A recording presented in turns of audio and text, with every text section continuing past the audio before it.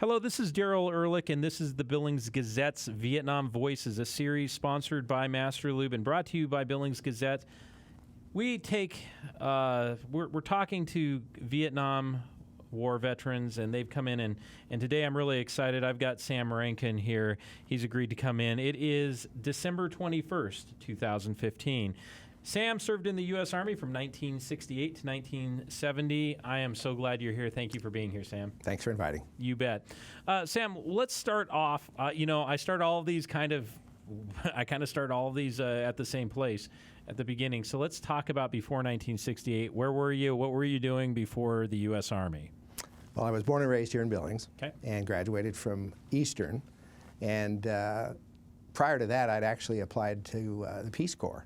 Okay. In 1965, way before Vietnam. Didn't even know, had never heard the word. Applied to the Peace Corps and got accepted in 1966.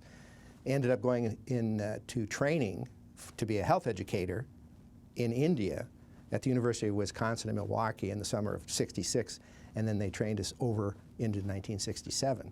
And I actually went to India in 1967 as a health educator. I was the lowest level foreign service diplomat, because the Peace Corps people have a no-fee passport, and had to pass the Foreign Service exam and the language and all the other stuff, cultural.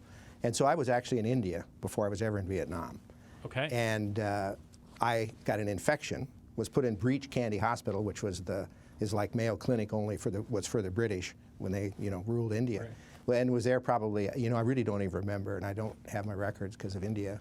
Right. All that stuff is lost. I'm sure the Peace Corps probably still has it. Probably 6 to 8 weeks, and went back out to my village again, and I was still sick and emotionally drained and physically drained, and I asked to come back because it's a voluntary. Right. And they actually let me come back. I finished college because I hadn't quite finished my degree. 2 weeks after I graduated in 1968, I got my draft notice.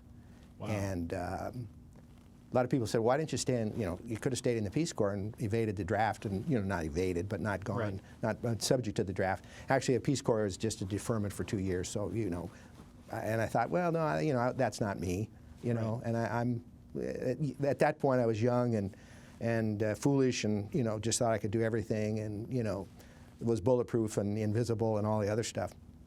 So it didn't worry me. And I had hopes of going to medical school. My grades weren't stellar, and that was one of the reasons I was in the Peace Corps health education program, and we basically cross-trained with Marquette Medical School, which is in Milwaukee.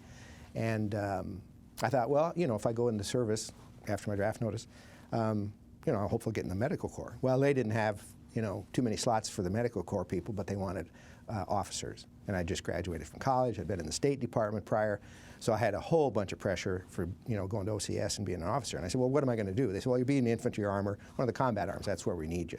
And I said, well, what about the medical corps? No, we got all those slots are filled.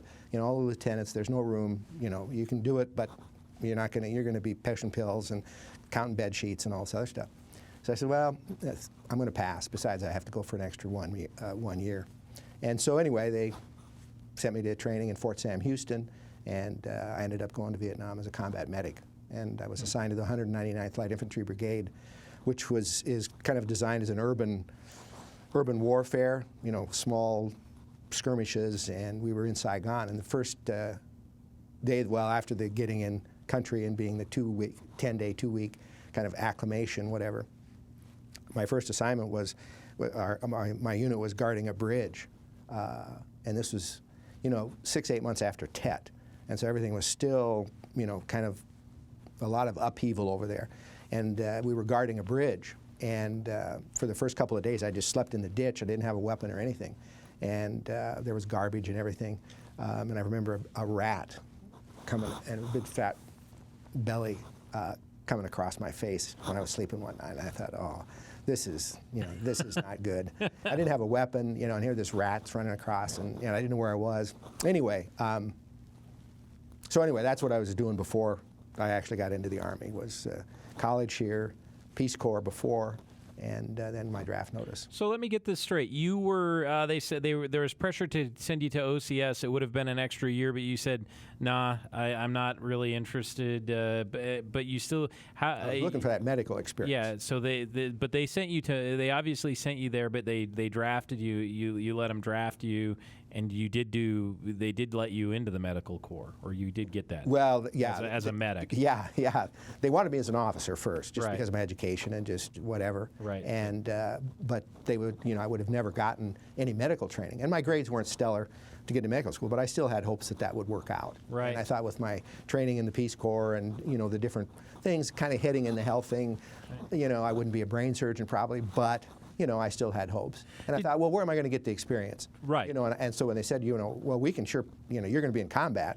You won't be an officer, but you're going to be in combat. And I think they thought that would scare me. And I said, well, that's all right. If it's medical, that's kind of where I'm headed.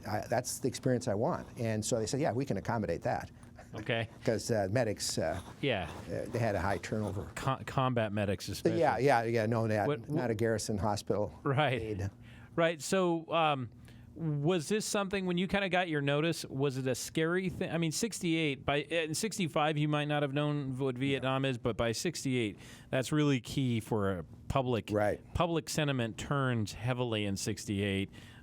Losses are mounting. Tet. There was 2 assassinations. Kennedy. Yeah, there's a lot of Russia invaded Czechoslovakia. That's right. And the Black Power, the Olympics. Right. Johnson didn't run. Right. It was. It's a mess. Anyway, go ahead. It's a mess. Are you worried when you get your draft notice? I think I'm the typical Western country mentality that the Army and any corporation loves. I thought, well, that's part of the deal. This is my country. I wasn't gung-ho for the war, but I thought, well, as a medic, I'm under the Geneva Conventions. The lieutenant in the platoon basically can't tell me to do an offensive act. I'm there strictly to take care of either the enemy and keep them alive, or our troops first. And so I thought, isn't everybody else over there with me? All my friends, right? Kind of deal. So no. It wasn't. No, I hadn't been indoctrinated with the anti-war stuff just because Okay. I was from this part of the country. Sure. And Sure. so you read about it, and I kept up on current events, so I kind of knew about it. But I thought, well, as a medic, that's kind of an okay thing. That's not really pushing the war, and kind of morally, I could live with that, and it was going to be good experience, for my medical potential. Right. I was still looking for, and so no, it was kind of an adventure. Okay. So let's talk about the adventure. You go to Fort Sam Houston. What's the training like? What's being trained for a medic like? Well, everything. They trained you how to make beds, and prescriptions. How to do the, wherever we were going to be going. Right. And then in the combat. I mean, we all got trained, I think, equally, and then some of us got assigned to Vietnam, and so it's a lot of on-the-job training once you get into the field. Yeah. Was it what you thought when you thought I'm going to get some medical experience? Was it what you thought it would be? Well, yeah, I didn't want the garrison, the Right. hospital orderly stuff, and I wanted trauma. Well, yeah, I fortunately for me, in 1969 or 1968, we had about 17,000 American troops killed. 1969, the year I was basically in the field, we had about 12,000 killed. And that was after Nixon got involved and Vietnamization, kind of the winding down. We were going to turn over the fighting basically to the Vietnamese because the generals didn't like the body count of American soldiers, and neither did the public. And in fact, every time we ever had any kind of skirmish, I never had any big battles. I was just north of Saigon and in the jungles, and then sometimes south in the Delta, down in the rice-growing regions. And that was all inhabited by and fought by the VC typically. I don't think we ever saw an NVA. And they pretty much, after the Tet, were kind of decimated and I think kind of disappointed. Anytime we had any skirmishes, they pretty much would fire some rounds and then retreat and then be gone. And of course that would slow us down all day or for a couple hours at least, trying to figure out what was going to happen. We'd call in either gunships or some loaches, the little small helicopters for observation, and try and look and see what was going on. But they pretty much faded with us. I never had any big battles. It was small skirmishes, a lot of what do they call them then? Booby traps, IEDs now, but booby traps. Put a lot of guys. I never put a dead soldier in a body bag or put him on a chopper. But I put plenty of guys that were wounded from the landmines and stuff. Yeah. But we never had any long-term battles. Doc Pickard, is an old friend of mine, and he was in the Marines, and he was up north, and he and I went and talked, I don't know, a year or so ago. My God, he was in a 6-hour battle. I mean, I thought, yeah, you know, I never had any of that. I mean, I know what bullets sound like flying overhead and artillery, and I'll tell you about some of the scarier times I was in here, but anyway, I forgot what. Well, so you got training, and then when did you get orders to go to Vietnam? Was it directly after training? Oh yeah, no, okay. we knew. Yeah, I mean, when I got drafted in July of '68, it was 3 or 4 months after Tet, and that scared Johnson at the time as president, and everybody. And of course, the North Vietnamese, they suffered heavy losses, and my unit especially was right around Saigon. Took a lot of the brunt, took a lot of heavy casualties that year before I got there, and I forgot what your question was. Yeah. So you get your orders to ship out. Let's talk about getting to Vietnam. What was that experience like? Well, all the articles I read, everybody, the heat and the smell. Right. Well, I'd already had that happen. The culture shock. Right. So India did same thing. Yeah. So did you know what you were going? Did you think I knew what this is like, or? Well, in a way, just the shock of this, Right. the heat and the humidity and the smell. smells. Yeah. So it was not much of a shock to me. Right, I've done this. We've been here. Well, thatched roofed huts and stuff. Once I got out of the field. Did your training in the Peace Corps? I know that you weren't there for the 2 years, but did the training and what you'd learned about? I mean, I think there's value in going to a different place, learning different cultures. Did your Peace Corps training help you in the Army? That probably sounds like a crazy question. No. Yeah, well, it did. Number one, for the culture shock. Once I got out in the field, and the younger 18, 19-year-old guys from wherever they might be from, would say, look at these people doing it this way. They look how they live and stuff. And really kind of dismissive and in a semi-negative way. And I accepted it. It was just the way they lived. And so it was easy for me to kind of be, I don't know what, comfortable in the country. Yeah. Maybe more so than some of the other younger people who'd never really ever known or seen or been trained, taught anything about other cultures. Yeah. What did you think of when you saw the conditions there, the people? You were probably a better trained observer, even if you didn't have a lot of interaction, because of your experience. What did you think of Vietnam and the people? I mean, we'll set the war aside for a moment. Let's talk about the people in the country. Well, up until a few years ago, I truly didn't know what the word refugee meant. I always thought it was the poor homeless people that were wandering, until Vietnam, and then with the Syrian thing. They're just average people who don't really care one way or the other, and who are basically middle class like most of us, and are just doing their thing, and all of a sudden their town or home is all blown apart. And what do? And that's kind of what happened in many cases in Vietnam. We had to destroy the village to save it, or whatever that phrase was. They burned it down. We kind of did that. In fact, I witnessed a couple what I would consider overreaction by the military, against the village, for really no casualties or anything on our side, but pretty rough stuff. And most of it was in the I Corps, or 4 Corps down south. And there was a lot of, I don't know who was commanding down there, but they were extremely brutal with the Vietnamese people. So. Yeah, I saw that and, had some sympathy. But of course then, I put a guy the next day, on a chopper. We were guarding a bridge after a big battle, and I don't remember if it was the first cap. Typically the 199th, after we got out of Saigon, after the Tet Offensive, we were basically used to kind of plug holes in the big divisions, 1st Infantry, 1st Cav, 1st Infantry, 173rd Airborne, I forget what the other big ones that were around us. And if they had some contact and had casualties, they would kind of coalesce, pull back, get rid of the wounded and so on, and we'd go in. As a light infantry unit, we had our own helicopters, our own mail system, food system, own ammo supply, and so we didn't have to ask them for anything. So we'd just plug a spot, and then we'd be on to another spot, in a week or 2 or 3. So seeing the different people in the different villages,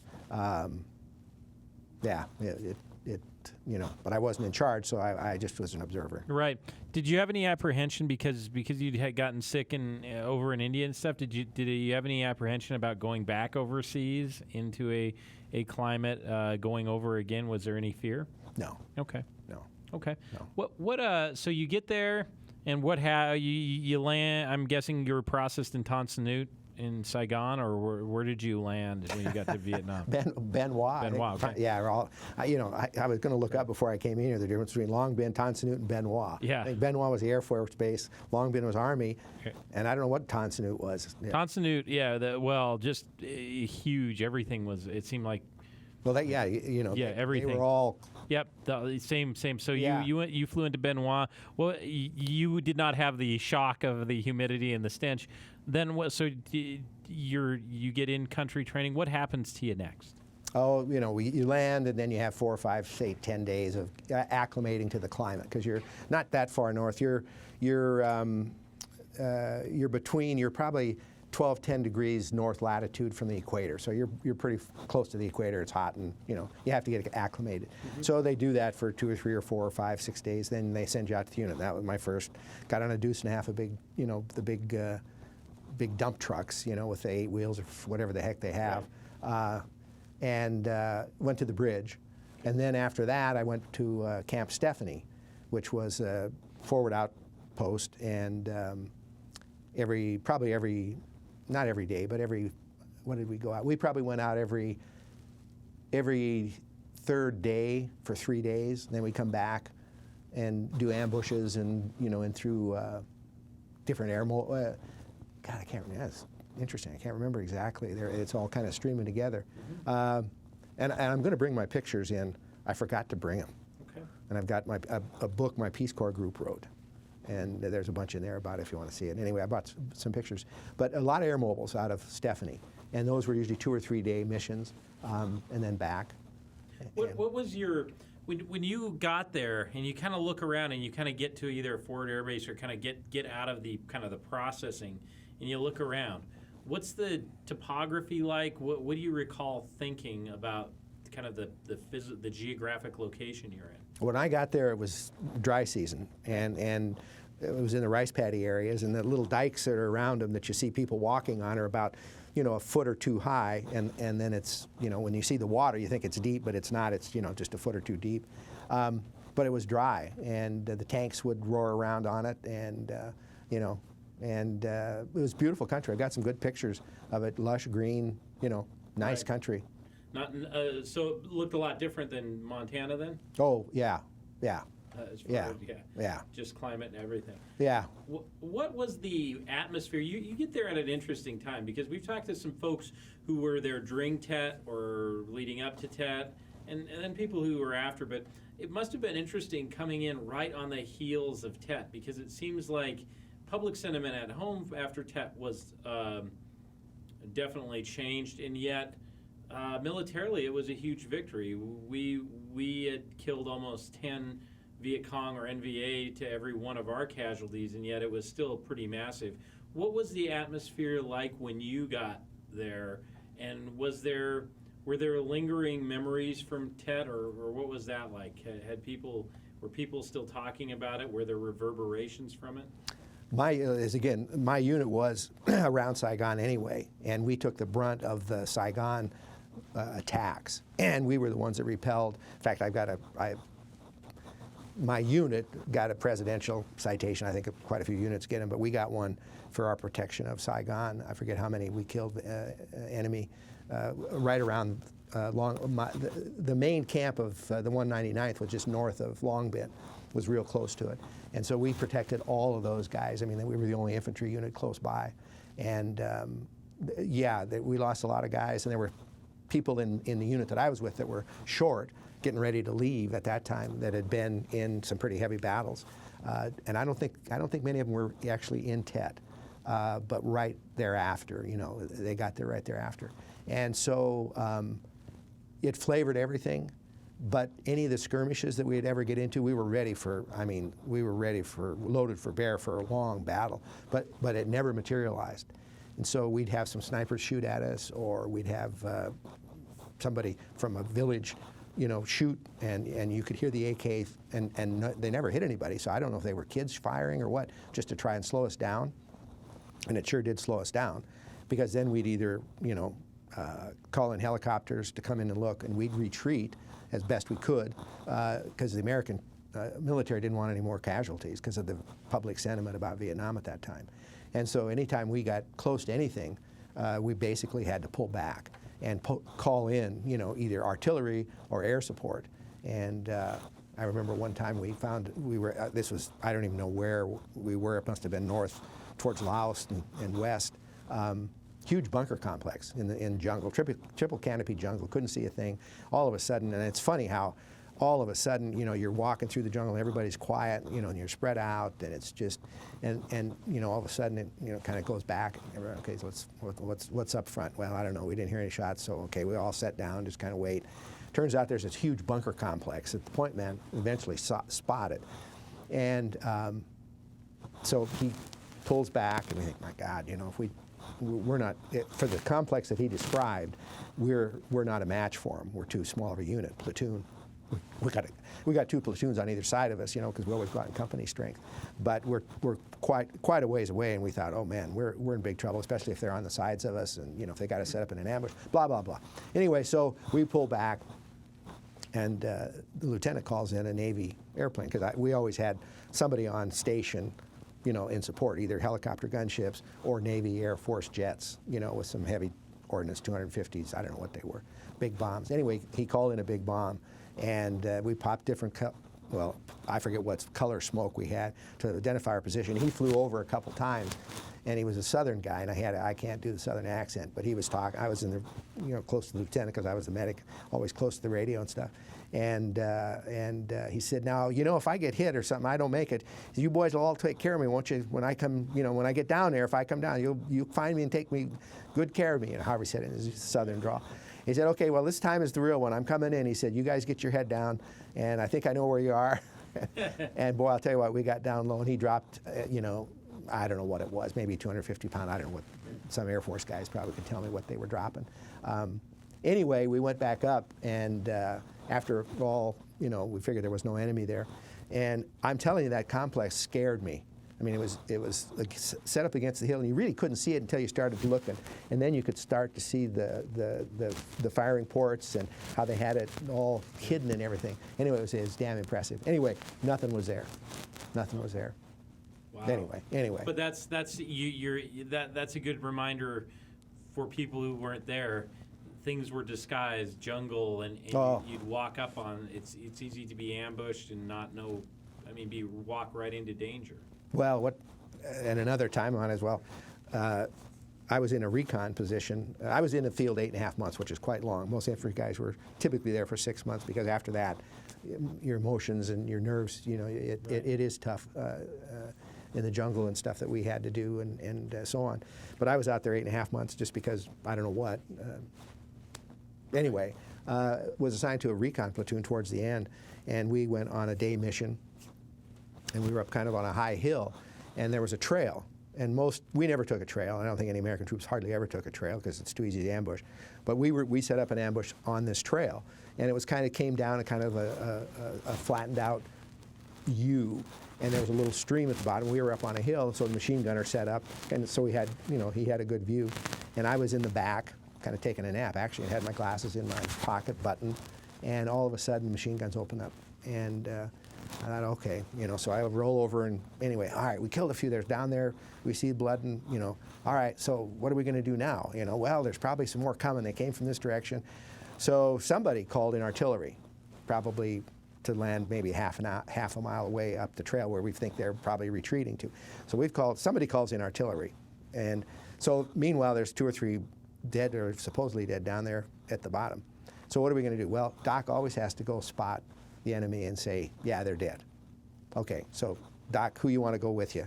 Who's going down there? 2 or 3 guys with you to kind of protect you, so on and so forth. So, okay, where are they? They're not down there. I don't see them. They went away. They must have got up. Nobody paid any attention. So all of a sudden, we're down there trying to find them. We see this blood trail going the other direction. So the captain comes down, gets with me and a couple other infantry guys, says, let's go, we'll find him. Well, it's a heavy blood trail, and it's fresh. I mean, it's fresh blood. And on the green leaves, and we followed it, I don't know how long, until all of a sudden the 4 or 5 of us realized we're quite a ways away from our group. And we don't know how many of them are there. How many are you going back on? Yeah, and I looked around, I thought, what the hell, let's get out of here. So we end up going back.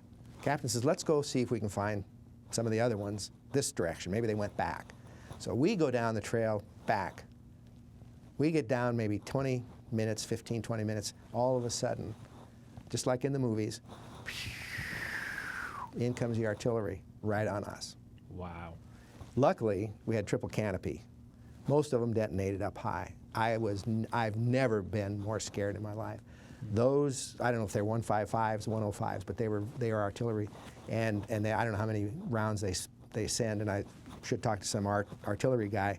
It's usually either a fire pit. There's usually three guns, and I think they either shoot. Maybe other guys have said when there's a fire mission, it's either 3 rounds each gun or 5 rounds each gun, for one location. Yep. And then we call back in and say, no, you're short, you're long, whatever. Right. So anyway, all of a sudden, that comes in, and anyway. Wow. Yeah. If it hadn't been for triple canopy, Right. and boy, you could hear the shrapnel tearing those trees apart. I mean, I was low. I was so down in the ground, and I was so scared. Unbelievable. Yeah. So you just you sit there and you wait for that to be done. 'Cause you know if once one comes, you've got at least 2 or 3, 4 more. Yep. And I'll tell you what, we didn't move for 5 or 10 minutes to make sure the artillery guys weren't firing another mission at us. So that goes to show, kind of in the fog of war, how easily things can get mixed up. Yeah, and how quickly you were out on a limb following even a blood trail. You get in the moment, and you could have been surrounded. Or I know it. We're lucky with when you're there, I imagine there's just so much adrenaline too. You're you're amped up, and you're following someone, and you don't know what's next. It must just be a complete. Well, I haven't listened to the other guys that were in the field and out in combat. I don't remember being, other than when the rounds were coming in, you kind of get used to it, I think. You do? Yeah. And as other soldiers have said, it's a lot of boredom then marked by, extreme. And I know Patton said this, but he probably paraphrased some Greek general, I think, when he said something to the effect, all human endeavors, when compared to war, shrink to insignificance. I mean, and that says it all. The damage and the carnage and stuff that I saw, and then, the being afraid and all the different stuff just rolled into one is an unbelievable emotional thing that, I don't know, the human body somehow does adapt. And it's unbelievable. Well, you were I noticed in the story you said, you were sleeping, and then, when the machine guns opened up, you better kind of get to it. I mean, I think if most of us heard machine guns, we would be having to peel ourselves off the ceiling. Well, but not guys in the infantry. Right. That's just part of it. And me as a medic, I had the best job that you could ever have. Why? Seriously. I mean, if you need to be in combat. Right. Because I was the only guy, number one, with 30 guys that had the medical supplies to save their lives. So picture a grade school class, high school class, 30 people, 25, 30 people. That's what I had. You had all the personalities. Just go back to your high school class. Did everybody get along? No. There was the smart aleck. There was this quiet. There's the one nobody liked. There's, the normal personalities. I was the only one that everybody liked. Right. Because they didn't want me to be making any decisions over their body or who to go see if one of them was wounded. Right. And so I got second guard duty always. Lieutenant got the first. I got the second. I never had to really do anything other than be ready because, I'm not, by Geneva Convention, the lieutenant can't order me into offensive stuff. And they didn't. I carried a weapon. I didn't have to. I did. But it was basically for protecting your patients if all of a sudden I've got 2 or 3 casualties and I'm basically with them. And the units out there kind of, holding them off the enemy or fighting battle. And I pulled them back into the rear, not rear, but into the safe area It was basically to protect them and stuff, not to be an offensive person. So I don't want to say I was nonchalant about it. I wasn't, but I knew that I didn't have to go be point man or anything else. That I could, that they would kind of protect me. So that was a little bit of a comfort, I guess. Yeah. When you were, let's talk about what were the kind of day in, day out jobs that you did. I mean, were you just always going out on operations, or was there anything routine about your job? Air mobiles. Okay. That's about all I remember.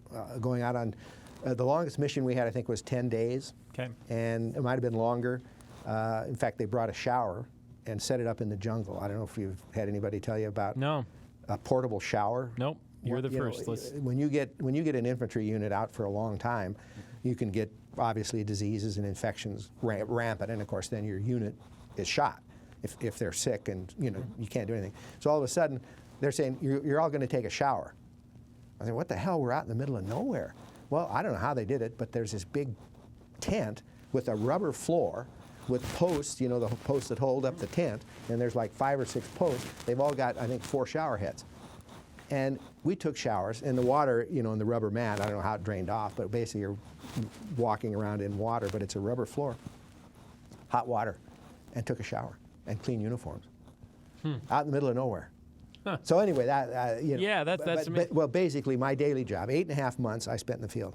I probably slept on the ground 8 months out of those 8.5 months at a different location every night with the infantry.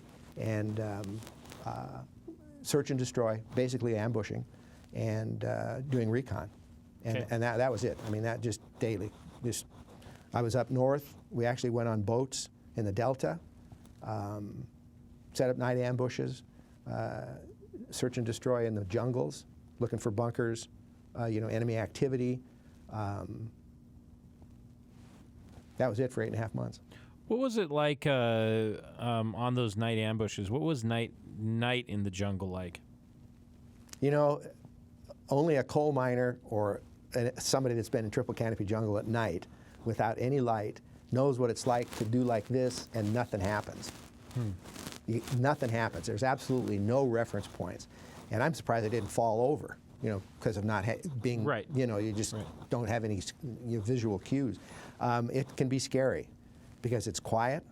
And when I was on guard duty 2 or 3 times, you've got basically 2 claymores, detonators. They're like a clicker on your TV. No, barbecue that sparks. Yep. Only they'll spark a cap that you put in the C4 that's in the anyway. So I'm sitting here looking around, listening. Sometimes you can hear jungle noises, but not that often. And all of a sudden, you think you start seeing stuff. And you think, gee, they're coming at me. No. Can't see a thing. So anyway, at night, scary.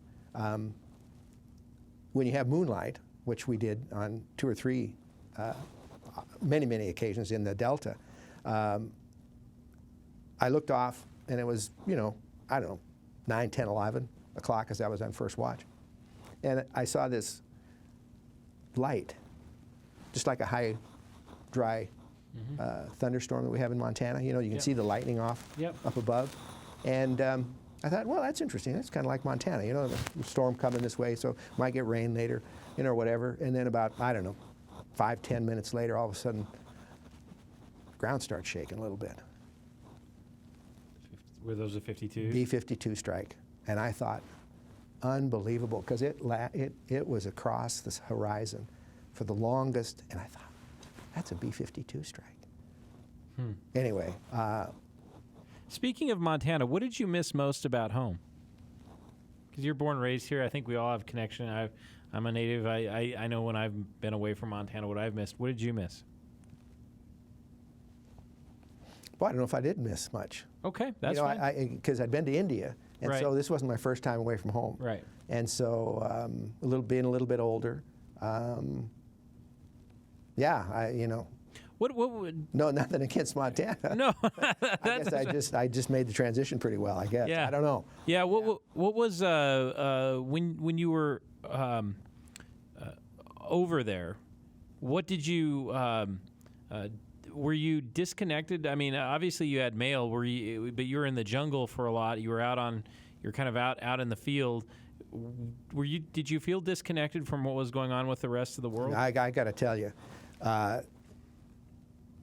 don't know much about history, but Napoleon and his lines of support and supply lines, those are important. I'm telling you, I think pretty much every day, and I mean I was in the middle of nowhere, and I'm sure other guys have told you this, in the infantry, and not in the rear areas, but out nowhere, out in free fire zones, no protection. We were out there all alone.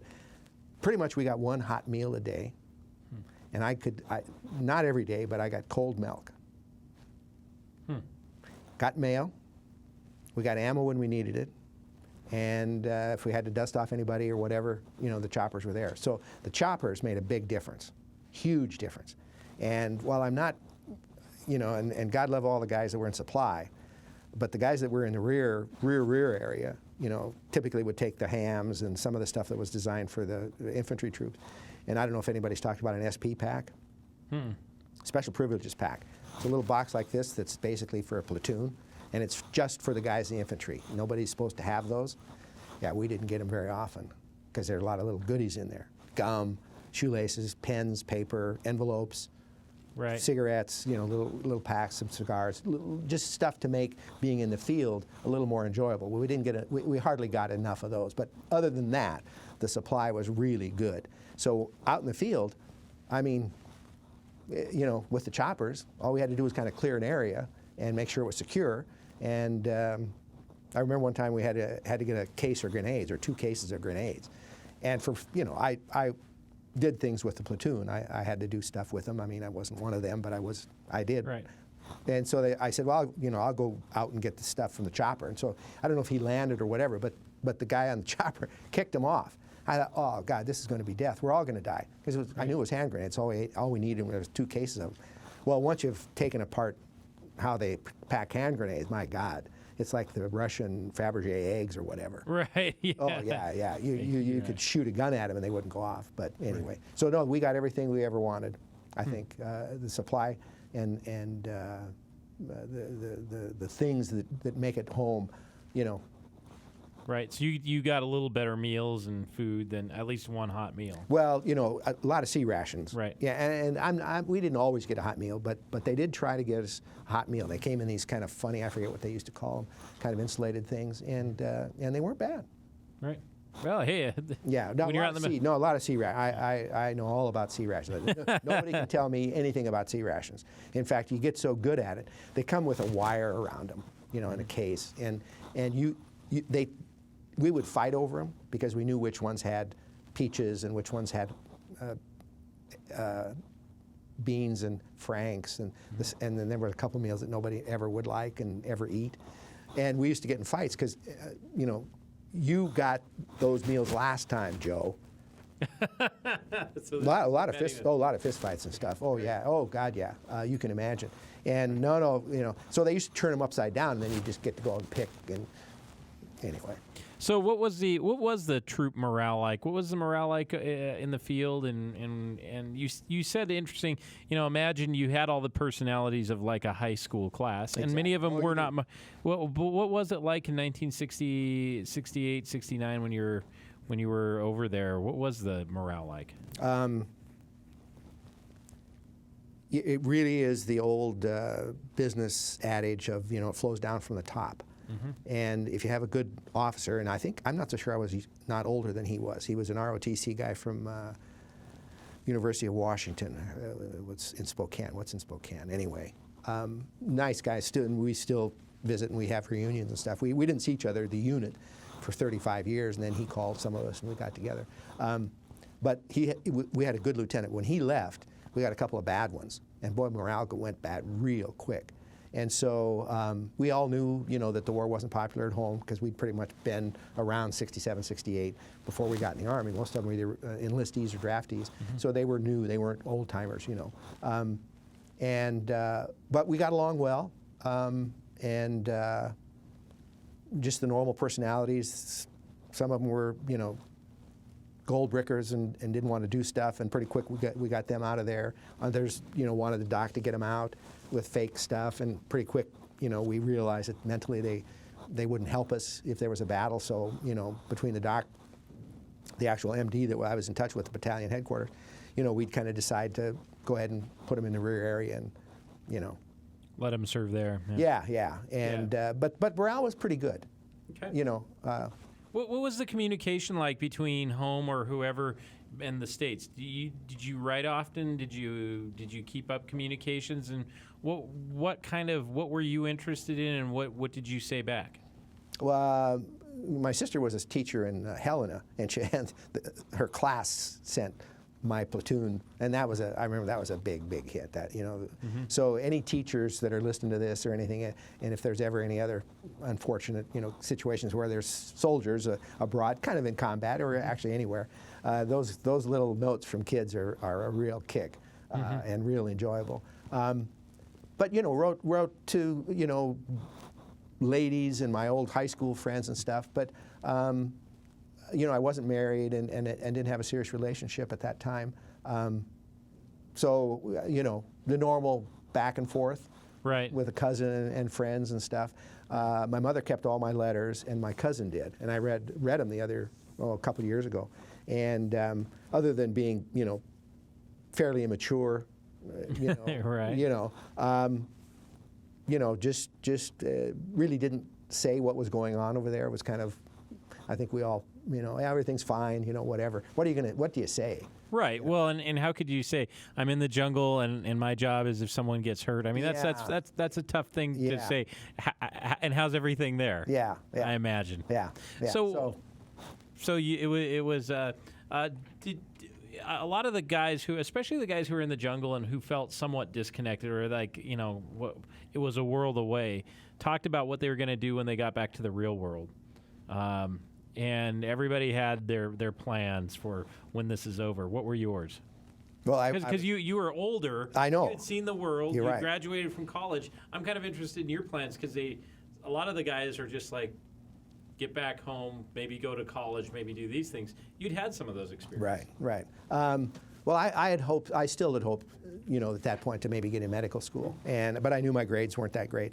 And I think after the experience in the medical corps, I kind of changed my mind because I talked to a couple of young doctors. Well, they were all young, pretty much not drafted, I don't suppose, but anyway.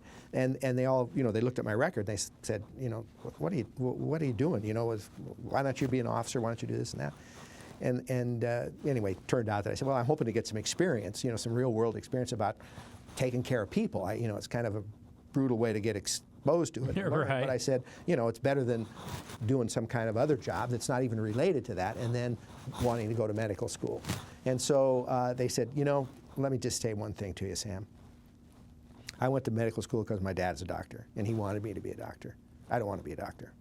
He said, don't go if it's not in your heart. Another one saying, if you don't want to hear people every day tell you how sick and how painful and all this, if you can't handle that every day, don't be a doctor.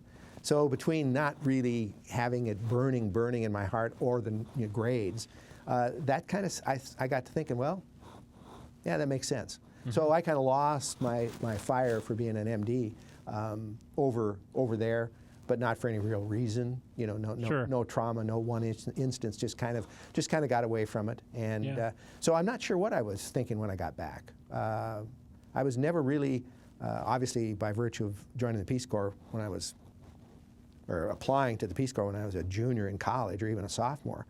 The money thing of always working and getting ahead financially was not a big deal to me and never really has been. So I wasn't thinking of, well, I'm going to get out and do this job or do that job. I think I was just kind of thinking, well, I don't know what I'll do. And I got out in Oakland when I got out of the service, and 2 or 3 of the Peace Corps people that I was with in training lived there and actually are still down there north of San Francisco. So I saw them, and I don't know what I thought I'd do. And then I went to work for JC. I came back to Billings, did 1 year of some graduate studies and stuff, but just kind of general, nothing specific, and then went to work for the J.C. Penney Company. And they were getting ready to transfer me to Alaska after 2 years. And I thought, I really like Billings, and I've seen the world. So I quit and got into real estate. And that was because real estate was the job that you basically worked night and weekends, and I could look for a real job during the day. Well, 42 years later. So I'm not sure if I had any real burning plans when I came back to do anything. You know, Right. my father died when I was young, so I didn't have a family business or anything. My mother worked at the public library, and that was pretty much it for family. So I didn't have much, you know, to think about or come from or go Yeah. to or go back to or anything like that. What was the so when you were over there, was it hard?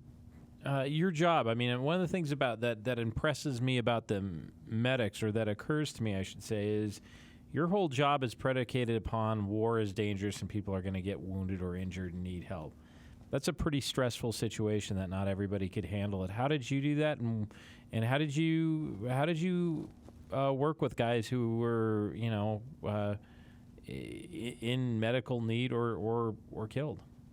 Actually, I didn't ever have to put a dead soldier on a chopper, so they were all wounded. Okay. Because like I say, all our little, well, not little, but the skirmishes, battles we had were pretty small because the VC pretty much disappeared. And again, I think that was probably part of the North Vietnamese plan at that time. They'd gotten decimated around that area. It was either let's not lose any more guys, whatever. So, you know, I told the wounded, most of them were conscious, and were conscious, but they had shrapnel and wounds and were bleeding and stuff. You stop that. I basically told them they'd be all right. I mentioned earlier we were guarding a bridge after there was a big battle and it was all decimated and stuff. We're sitting there. I'm on the bridge, and the unit is kind of around the area, and all of a sudden, kaboom! And you know, and I never to this day have found out who it was. But anyway, he was short, meaning he'd been there a long time. So he was the guy that found this booby trap, hand grenade booby trap on the side, right where we were, you know, guarding. And he said, "Oh, I can take it apart, you know, or whatever." Well, it was double booby trapped. So he was squatted down. It was kind of up on a little ridge or something. And obviously, when he thought it was safe and he pulled it, it blew up. And so it blew him apart in the groin area and in the abdomen and stuff.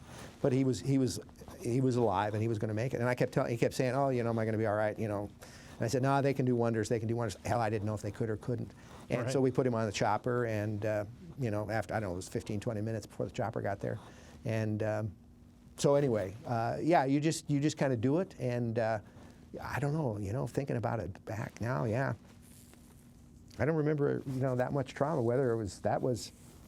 You're just trained, and that's what you Well, had it to must do. be, you know, I don't, yeah, other medics I'm sure have had problems with memory and stuff, but, you know, some of that stuff, I kind of want to remember the good stuff, it turns out. You know, we've had a couple reunions, and that must be a human nature, I think. Yeah. You know, you can remember the bad, but unfortunately, there are some people that, it will overwhelm them. Yeah. And so it's just, I think, genetics and. Yeah, you're bit absolutely of right. luck. That's I hope if people have learned one thing from this series, it's the really wide and interesting variety of who saw what and how it plays out. It's infinitely complex and fascinating. So your first night, you're out there and you have a big old fat rat walk across your face. Did you ever think, what the hell have I gotten myself into when you were? No, yeah, everybody does. Okay. How did I get here? Right, you got rats. What happened? Yeah, what the hell? No, I tell you, we all did. Okay. And you know, you just you make jokes about it, and you talk to your friends, you know, in the unit, and you say, well, here we are, you know, Right. and pretty much the Army vets the infantry guys. You know, you don't get the John Wayne stuff at all. Right. And if you do, we get rid of them right away because they'll get you all killed. Right. You know, you've got to be smart, you know, Yeah. and you got to know when and what to do and not to do, and you can't lose your cool under fire. So most of the time, the infantry soldiers, I mean, they're not the less capable of the Army. Pretty much they're maybe not the cream of the crop, but damn near. They got to Right. be. Yep. They got to be. I mean, you know, you can't just use them for cannon fodder. You got to have them win stuff, and you got to have them know when to retreat, when to look around the corner, when to do what, how to back up their friend, how to, you know, personally all get along, you know, so you got unit cohesion and all the other stuff. So can't remember your question, but No, that's yeah. How did I get here? And And Yeah, what are the things that you just have to adapt to in Vietnam? Well, out in the field, I mean, sleeping on the ground, I don't know, sea rations all the time. Learned how to drink puddle water. Okay. You know, when you need water and you're hot, you know, it's, like I said, it's not that much further north from the equator. And so there'd be puddles. The first time I saw a guy do it, I thought, what the hell's he doing? He put his canteen down it very slowly and just, you know, let the water go in from the top, you know, and didn't disturb any of it, and drank it. You know, those kinds of things. Right. Yeah. Right. And the one thing that I don't think any infantry soldier ever, maybe back when they didn't have socks and boots, but anytime you talk to an infantry guy, wet feet. I don't think it's even in the, I don't know what about, I got a friend in law school who was in Iraq, and I'll have to ask him, or Afghanistan, if they had problems, either sweat or wet. But anyway, wet feet is one of the, if we had a little stream to cross and we knew we wouldn't be in water for the next 8 hours, 10 hours, we just dreaded crossing it because we couldn't dry our feet between then and when we had to either go back to the rear area. So dry socks. We always had, everybody had an extra pair of dry socks. We'd get across and put them on, and then if you ever had to get wet again. But anyway, wet socks were, or wet feet was something that we never ever got used to. Food. Yeah, I guess I just thought it was an adventure, and luckily I'd had enough prior experience that it didn't. And you're older. It didn't overwhelm. Yeah, it didn't overwhelm me. What do you think being older did for you? As far as did it give you an advantage? Oh yeah. In which ways? Yeah. Tell me to say a little bit more about that. Just the emotional maturity. Just that much. 18, 19-year-old. They're just out of high school and don't really have any real world experience, and I think half were drafted and half enlisted for a 3-year period. So just how to get along with people and kind of put up with everything. I remember one time I was in the rear area, I don't know for what, I got hookworm over there, and they had a hard time figuring out what it was, so I ended up going back for different medical tests a couple times, not too often. But I would go in with my field fatigues on. And I don't know if you've probably seen, and I'll bring my pictures, the field fatigues are basically getting ready to be burned. Right. They're not the best fatigues, and they didn't fit, they'd send them out and so on. And I had this young officer start haranguing me and yelling at me and made me come into his office. I don't even remember who he was. And I just kind of thought, oh, come on, pal. You're so new here, you don't even know what I do. You don't know that I'm protecting your rear end. Well, eventually, one of the sergeants came up and kind of pulled him aside and said, by the way, this guy is in the field, and that's how they dress, and he's the one that's protecting your rear end at night. So this isn't not stateside stuff. This is the real thing. He's one of the guys you need to, pray to. Right. And so all of a sudden I was out of there. But that kind of stuff, it didn't bother me. It wasn't a big deal. I thought, yeah, So I don't know if an 18-year-old kid would have been upset or something. I don't know what. But, right, but you just had a different... Yeah, I was kind of like, okay, I've been around, and he doesn't know, and you don't. He doesn't know what he doesn't know. Yeah, exactly. Tell me a little bit about when you're over there. Are most of your day spent? Is it shrapnel? Is it? Are there other things that I've heard from medics? Are some malaria, but some also that things just don't heal or things rot over there. The body doesn't rebound like it does because it's always wet and humid, bacteria, people. So what's your kind of day spent from a medical perspective? What do you do a lot of over there? Well, basically in the field, I didn't have to do any of that basic care stuff. I just got rid of them because they were a drag on the unit. So they went to the rear area, and then the other medics basically that had been in my spot the year before, who maybe got out of the field, would go back and take care of the skin stuff. But I saw mostly shrapnel. From the booby traps. Yeah, that pretty much was it. I don't think we were ambushed. We got ambushed 2 or 3 times, but again, I don't know what they were shooting at. They never hit anything. Huh? So they were bad shots. Well, we thought maybe they were kids, and that the VC had told them, if you see the American troops, either shoot in the air or whatever, because that stops them for, a couple hours. Because they don't, we at that point in time, we'll hunker down and get in our positions because we don't know what the hell's going to happen. It could be a major force that we've run into or whatever. Right. And so, at that point, like I said, the American public plus the military didn't want any more American soldiers killed. Right. Because, like I said, in 68, I did the math. There's about 42 American soldiers killed a day. When I was there's about 30 American soldiers killed a day. And you may remember, and maybe some of the older people that are seeing this remember the Life magazine. Yep. That did 1 week's Yep. casualties. I mean, it was a lot of pages. Yeah, and it was, and that was one of those things that really turned. Anyway, so we would basically wait. We wouldn't go chase them or go and engage them. We would wait, call in a helicopter to maybe see if we could spot stuff, maybe call in a couple gunships to strafe the area if it was a tree line, so on and so forth. So I pretty much just did basic medical care. Every morning I had to give out malaria tablets, which most of the guys wouldn't take because it gave you diarrhea. There was one that you had to take once a week, and that was one that really gave you a lot of diarrhea. Did dust off some people that had malaria. Haven't talked to them since then. I don't know if they've still got it or how they are. Yeah. But pretty much I was, like I said, I had the best job. Right. So malaria pills, purification tablets, salt tablets. Anyway. Huh.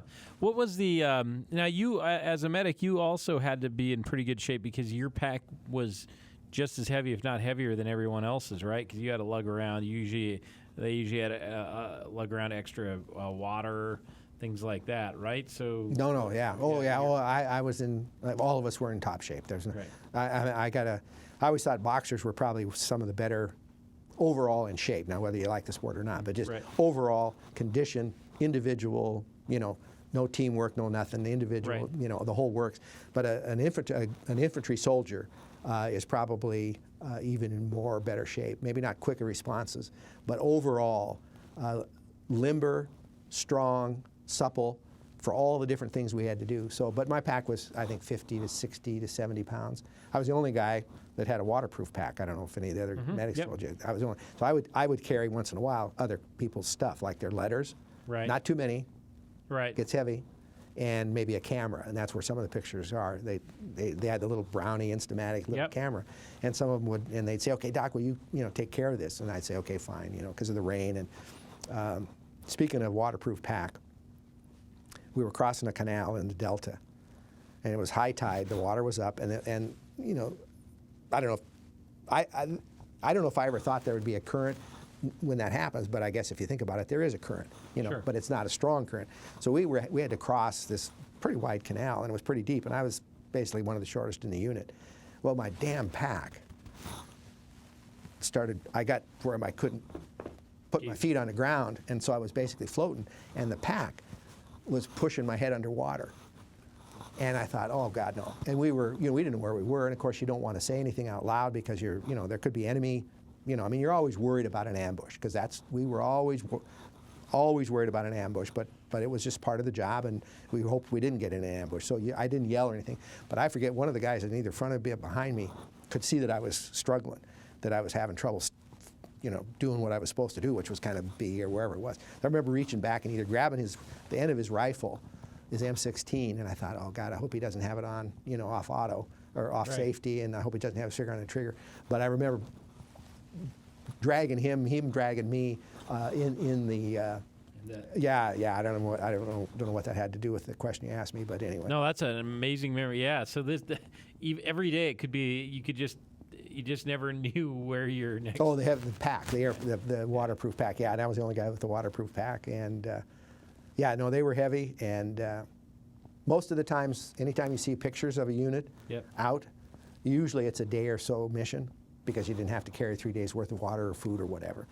We usually carried 3 when we went out, and then somewhere along the line they'd resupply us. But we had enough, and so if you had a 3-day mission, there are no cameras, no nothing. God Almighty, you got rid of everything, right, except ammo, and and I thought I was going to maybe have, once I knew I was coming here, that I'd have the first story or the first time that you'd heard about C4. No, And what we used it for. No, I forget. It was for warming up food, right? Yeah, yeah. And I've told people that. I said, yeah, well, C4 comes in kind of a pack like this. It's 2 pounds. It's got kind of the crinkly paper on it, kind of like firecrackers. And I carried 1 or 2 sticks of it once in a while in my pack. And we went through it like crazy. And it kept saying, what the hell are you guys doing? You know, well, we'd blow up bunkers. You know, we'd find cache of stuff, and we'd blow up rice and different things. And but boy, it heated up food real nice. Yeah, you just take a little bit of it. It's kind of like putty, a little white crystalline thing, and light it with a match. And it was nice. But I didn't think anybody, and I thought, I'll bet you if I say that, I'll have 2 or 3 guys say, oh, yeah, bullshit. You don't light C4. I think you give me some C4. If it's the same stuff as they used back then. Right. You know, it might be different now. But yeah, they always haze the new people in. Yeah. Yeah. Yeah, go ahead and step on it. Oh, God, step on that. No, I don't know if anybody ever did step on it and blow their heel off, but we heard that happen. But we did use a lot of C4. Yeah, blowing things up and heating things up, too. What was the, you talk about it, and I think it's an important thing that this series does. What are some of the good memories? Because people think, you know, you go over in a war zone, it's war, and there are some unpleasant things, and it may not be comfortable, but it wasn't all bad, I assume, too. I assume you've got some good memories from times in Vietnam. What are those? Well, basically all the friends, I mean, obviously. And then I remember the one, we called her Mama San, the lady that did our laundry. She took a liking to me. She was older, like a grandmother. And I think she could see that I was older and a little more mature than the other guys. Anyway, she told me one time when we were going to get rocketed that night, and that I needed to sleep on a low bunker down low, and I always thought that was, and I can't remember if we did or not. Okay. But she told me that. And so that was a good memory that I thought, well, okay, you know, they maybe don't all hate us. Maybe, Right. And maybe she was a plant to scare everybody, and they did something somewhere else as they were waiting for rockets in that area. I don't know. Right. You know, could have been an ulterior motive, but I always thought that was good. Just the camaraderie. Yeah. You know, really just that. Lots of fist fights. You can imagine all the testosterone. Right. And they put us in the rainy season. We were in some real tight quarters of living quarters. I mean, super tight. I got one picture of it. It's like, looks like an anthill, but it's all my unit, and you can imagine, you know, the different stresses. But we all liked each other. Like I said, I don't know how they vetted us for the infantry, but we all either learned to get along with each other pretty quick. I assume they watched us as we went through training to see, you know, who does what. Yeah, and you have to, personality. because you all of a sudden get 2 clicks in a unit, you know, and then out in the field, one of them would get under fire or something, the other click says, screw them. You know, you can't have that. Did you ever worry about, or did you ever think, I've never thought of myself as a military person. Did you ever think, yeah, I might try the military? I mean, Peace Corps is one thing, but military is, in a wartime, is fundamentally different. Did you ever imagine yourself in the military? Not as such, you know. Okay. No. I kind of wish I'd stayed in the reserves. You know, after that. But back then, you know, unfortunately, as we talked earlier, and probably most of your readers or viewers would know, that we were, I don't want to say blamed, but we took kind of the brunt. The public kind of thought, you know, you Vietnam soldiers, you know, are kind of responsible for all this. Well, not really, but that's kind of how it was. And so I wasn't real big on the military. Okay. I wasn't anti. But you just... But yeah, just it didn't appeal to me. You know, I'd been in, like I said, I'd been in the Peace Corps and worked for the State Department. Military structured and you know, all the other stuff, kind of the bureaucratic things. And I thought, you know, I'm a little more loose, a little more Montana guy. You know. Yeah. What was give the... and take. What was the... over there, what did you do in the downtime? I mean, was there downtime at time? Did you play cards? Was there music? How do you kill some of those times when you're not traipsing around in the jungle? Or, I mean, how do you talked about, we had some moments of normalcy. You know, they tried to get us the SP packages or the, you know, a hot meal, some kind of semblance of normal. Tell me just kind of daily, when you weren't doing something, how did you kind of try to be normal?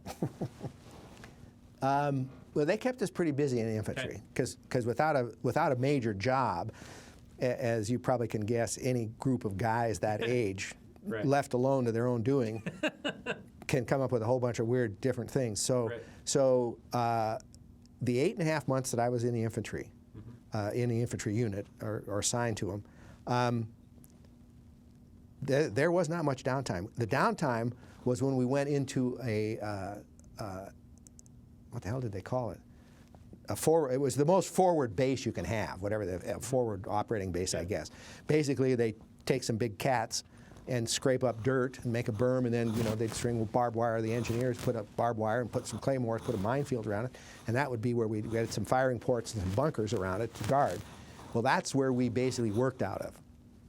So anytime we had a 2 or 3 day stand down to get our feet dry and just kind of collect ourselves, we basically had guard duty for that forward base camp. And so there was never really any downtime.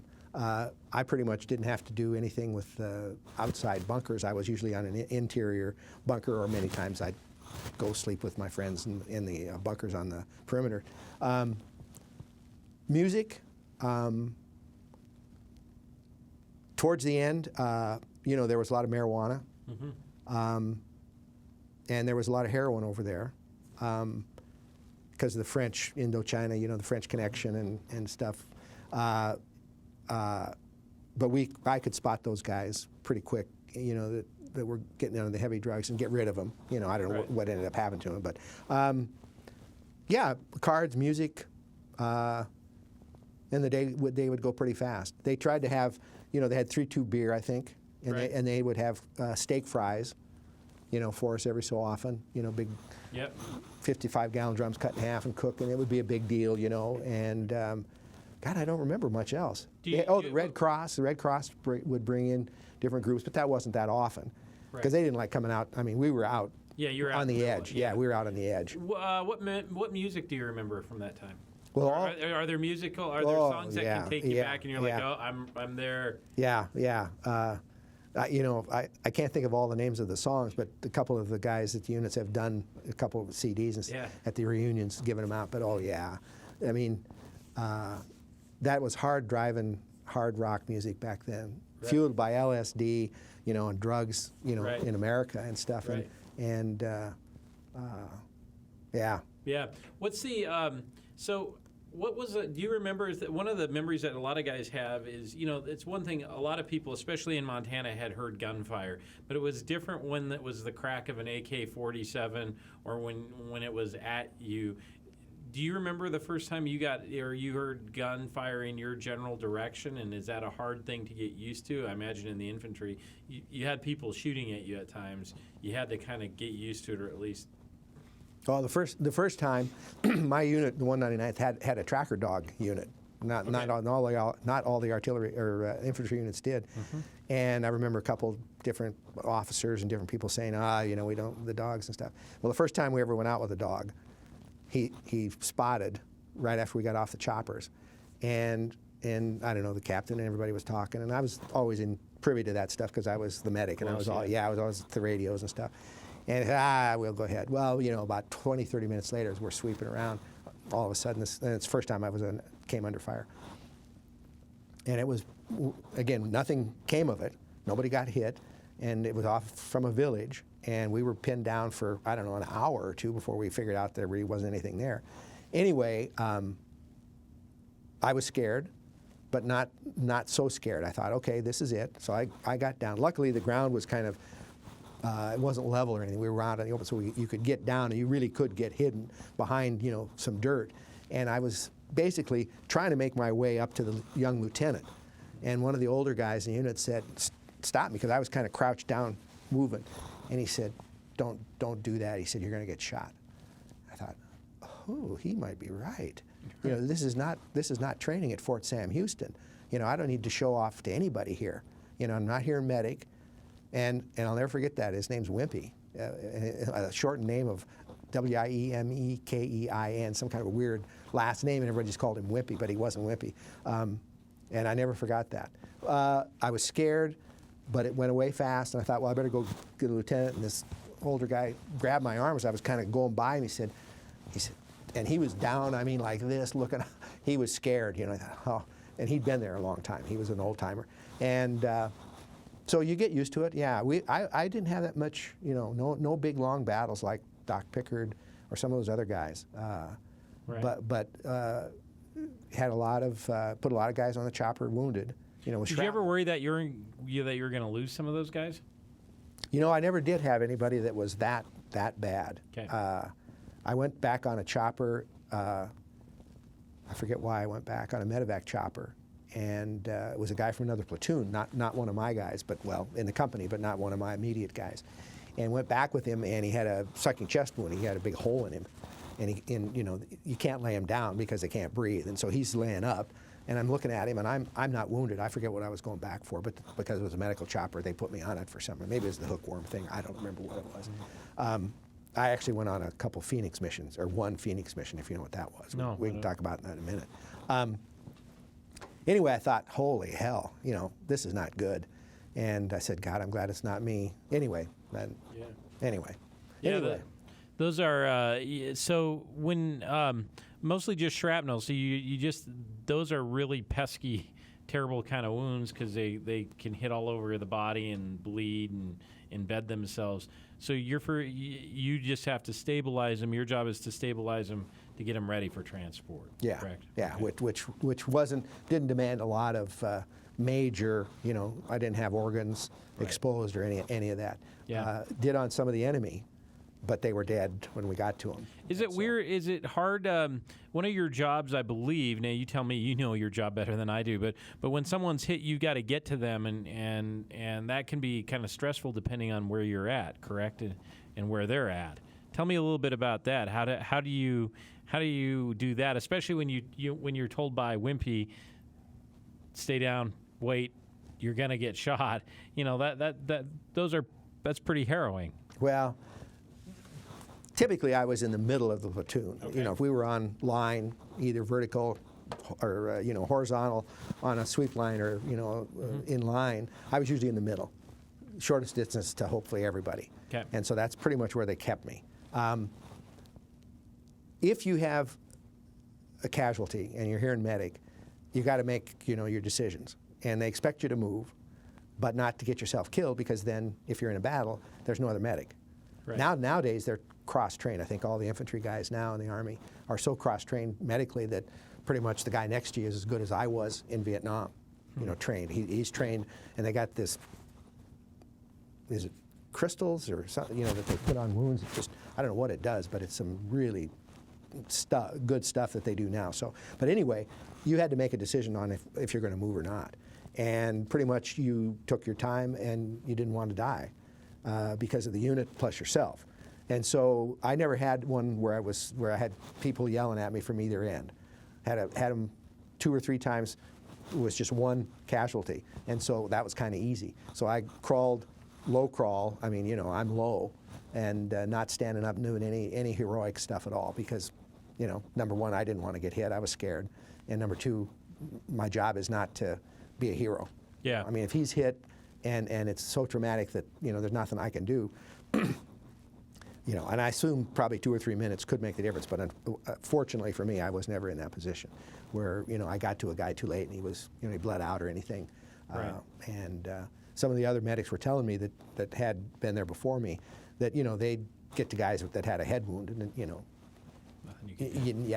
absolutely nothing they could do. And so, you know, if you took a chance and did something foolish to get to him, because, you know, he's maybe not where his friends don't know. They're scared. They're down.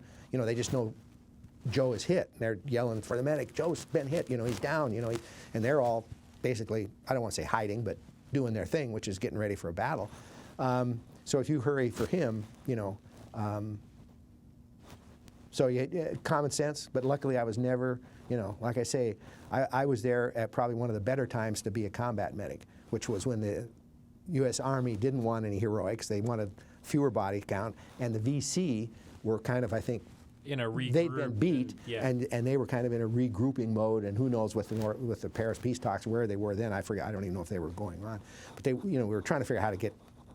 Everybody was trying to figure out how to get the hell out of it, because nobody was really getting any headway. Yeah. We were at a stalemate. They knew we were at a stalemate. We knew they were at a stalemate. They knew we were at a stalemate. So I was there at a time when it was kind of doing like this, because it went from 16 or 17,000 troops in '68 to 12,000 troops when I was there that year, to, I forget, like half of that the next year. So it was way on the downside of actual offensive movements on either side. How do you deal with someone who's just been wounded? I mean, what that takes a special person too, because that's pretty tough. I Your mean, hands are shaking. I mean, yeah, you just do your job. It's the old story of you just make sure and do what you have to do and patch them up. Pretty much back then, and I think they're much better trained now, the medics and even the infantry guys, just because of the advances that basically we learned from Vietnam. Pretty much we basically just stopped the bleeding. Okay. And that was it. And then hopefully, get a chopper in pretty quick and Did get the them choppers off. come in pretty quick? They did. Obviously, you had to have, you can't have a hot LZ. They'll take down the choppers. That was a big prize. So you'd have to either find a better spot. If you're at triple canopy jungle, we did have a couple where they took them out on. A stretcher? No, the little, I think it was a triangular little almost. seat. Oh, yeah. Yeah, and God, I mean, and of course that gave away our position and everything else, so we had to move quick from where we were because the chopper was hovering for so damn long, Right. And that only happened one time when we were in triple canopy jungle where we had to get rid of a guy. Yeah. And he could sit up. And so we put him on the, I don't know what as I recall, it was a 3-seater thing. I don't remember what it was.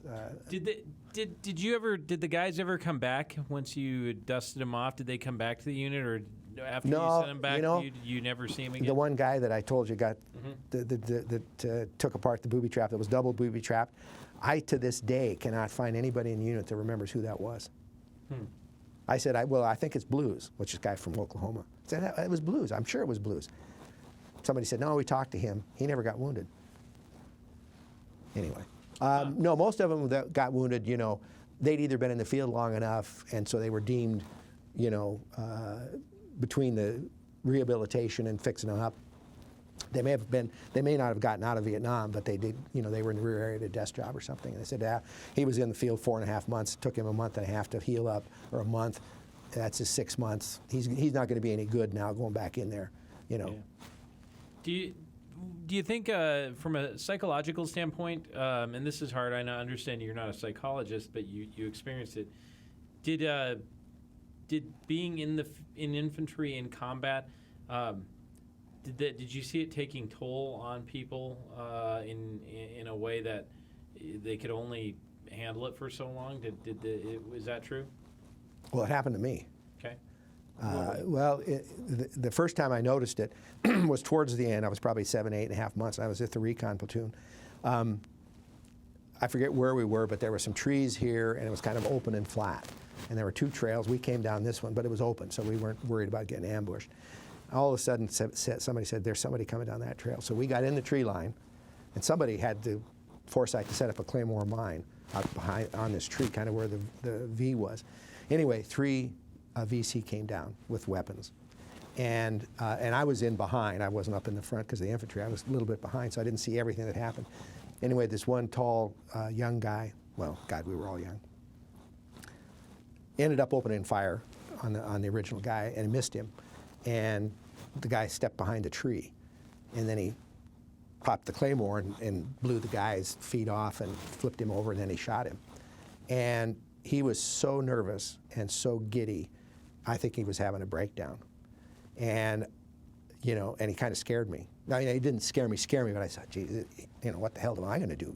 Right. Guy's going nuts on me here. He was laughing and giggling and jumping around, because we shot the other 2 and so on. And it might have been the first time he'd ever, had anything like that happen.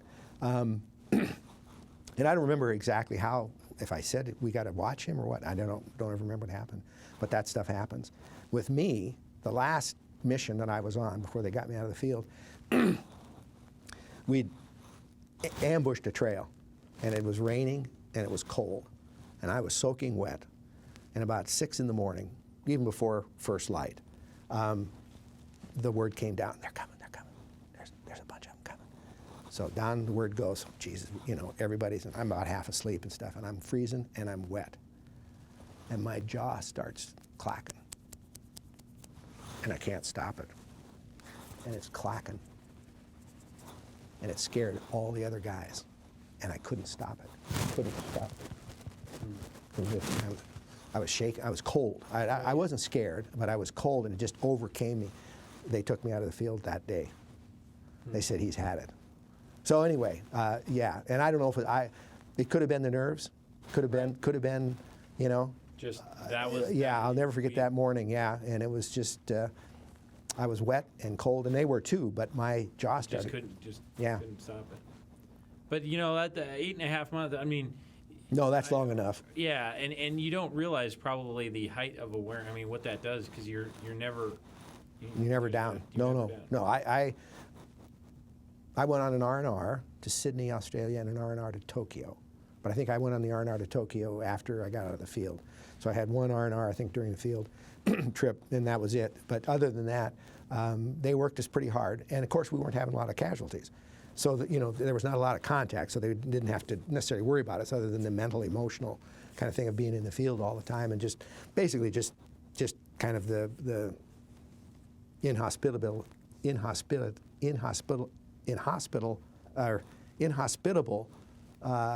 surroundings that we lived in, which were typically infantry, ground and mud and cold, like really. Well, not too often. I don't know where we were, but it must have been up in a higher elevation, and that was probably when we were maybe doing some excursions closer to Laos and stuff, and getting over toward the Ho Chi Minh Trail. I assume it was a little more higher elevation, right. But pretty much I was down in the Delta and the rice paddies most of my time, other than.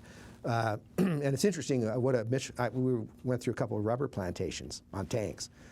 And the rubber plantations are just like here in America. When you look down the highway and see the lines, all the different, straight lines. Same with rubber trees.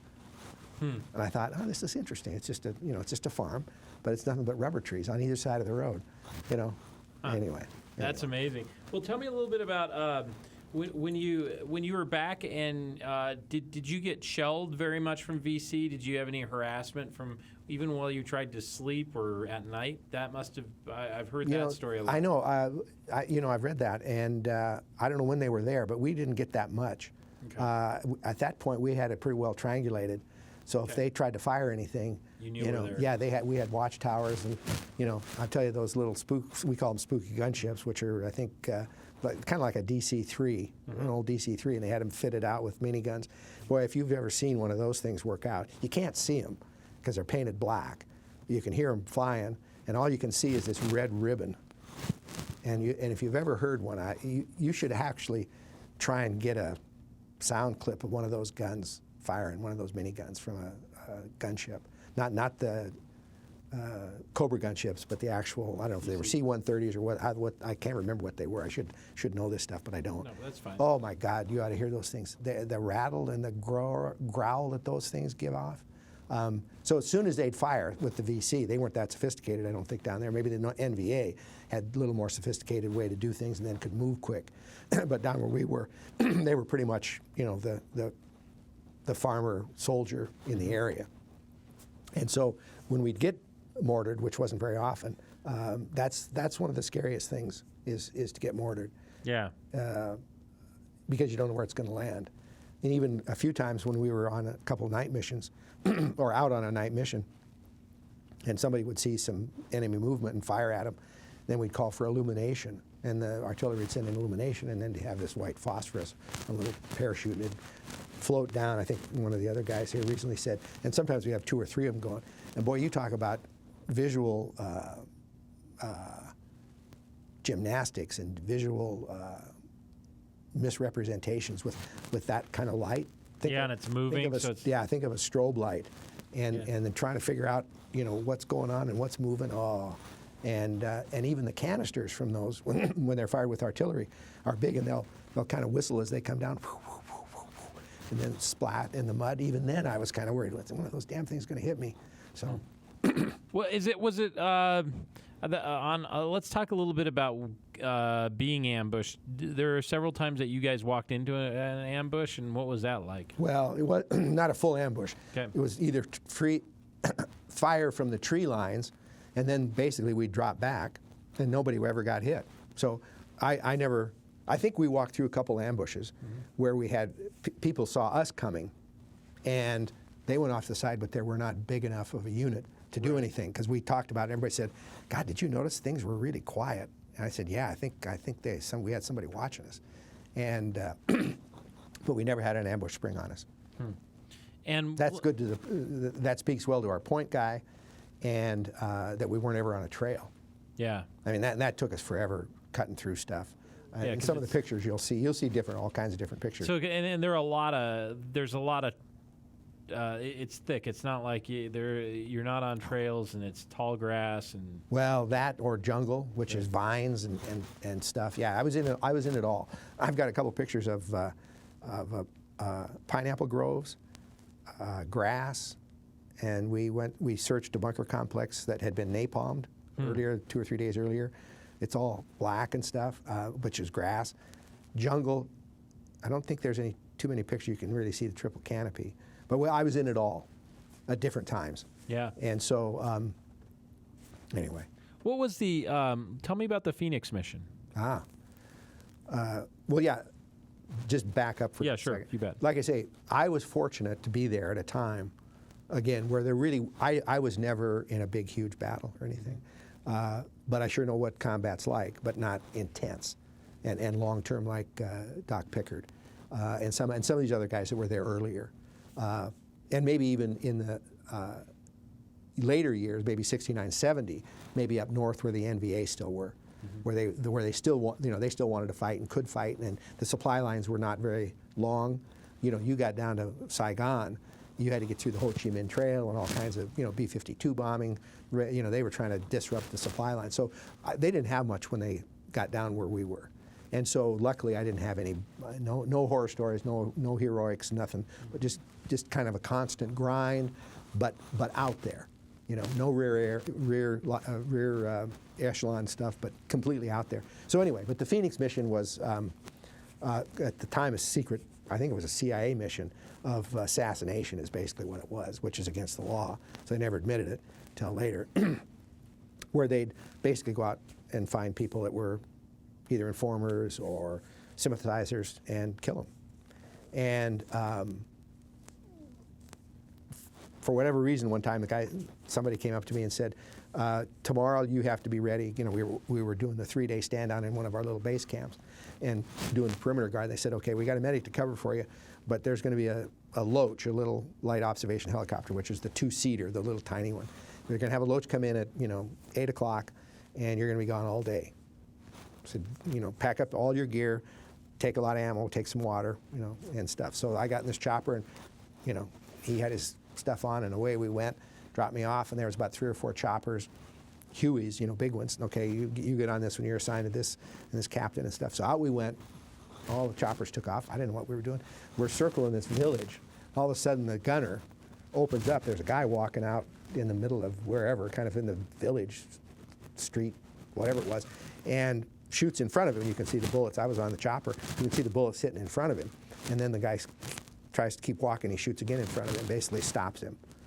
He basically says, you're stopped. So we land, get the guy.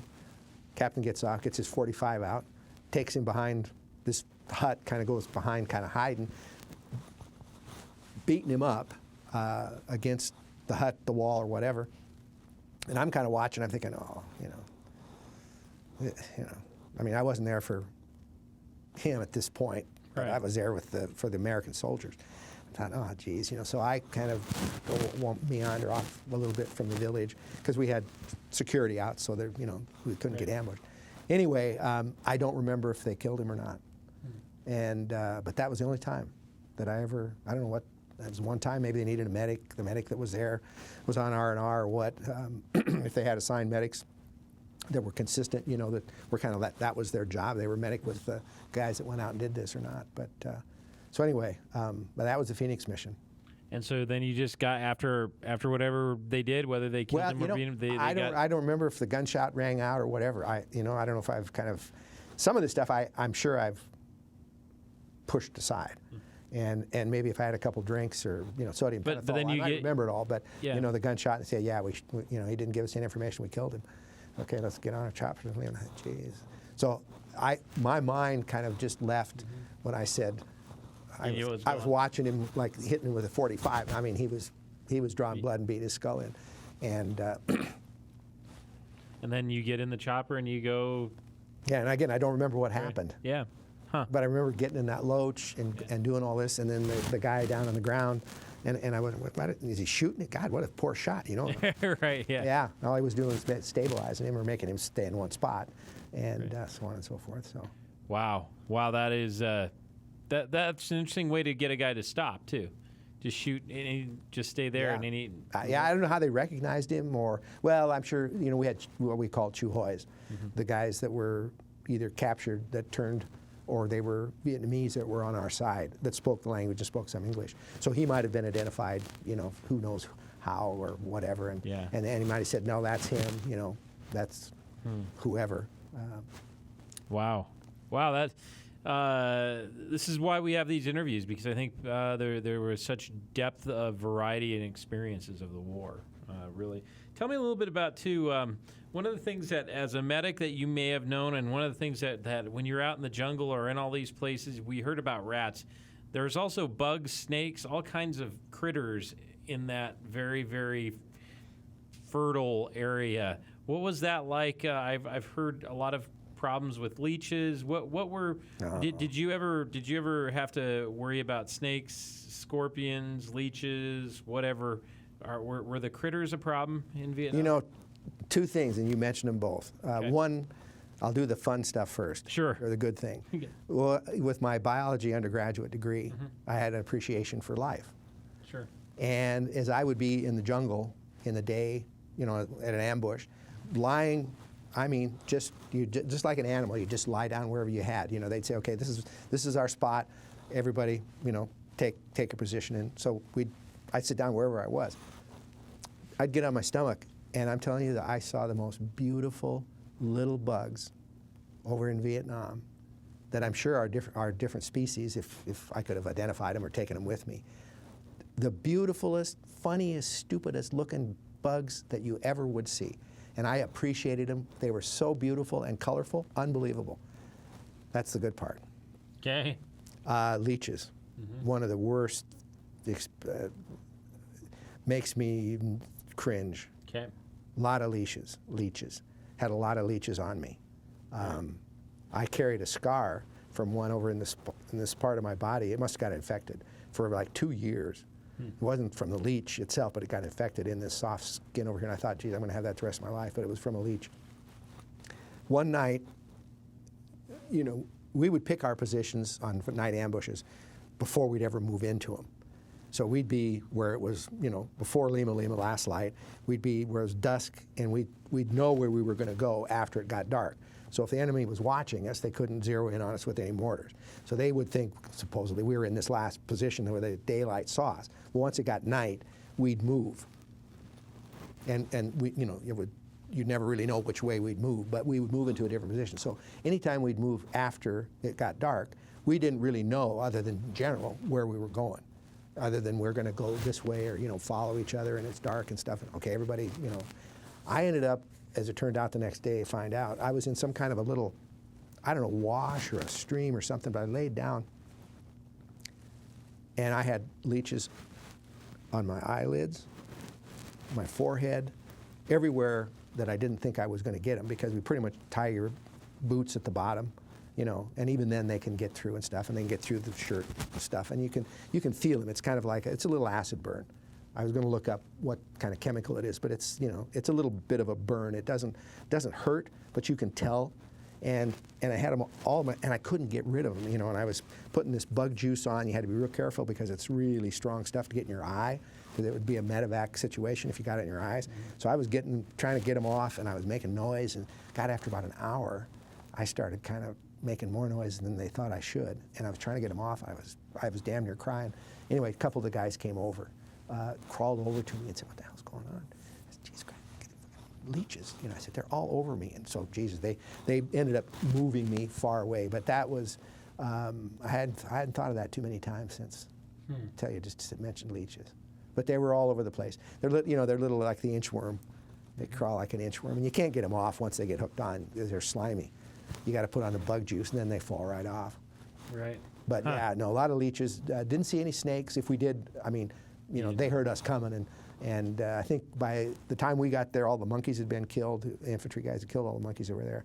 I heard that there had been some elephants. I think a few around somewhere in Vietnam. Who knows where? I never saw any. Didn't see any scorpions. No scorpions, huh? No, not well. It was too wet down there. I don't know. Yeah, that's true. Pretty much where I was in the jungle.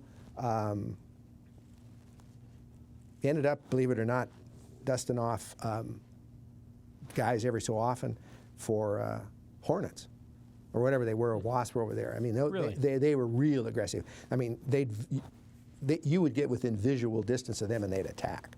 You didn't have to do the nest or anything, and they'd attack, and they were ferocious. And the what we called, the army ants, little ants. Mm-hmm. You'd lay down your kind of plastic poncho and lay it down at night, yep. or throw it aside, and go the next morning to pick it up, and there'd be nothing underneath it. You just pick it up. They'd take it all away.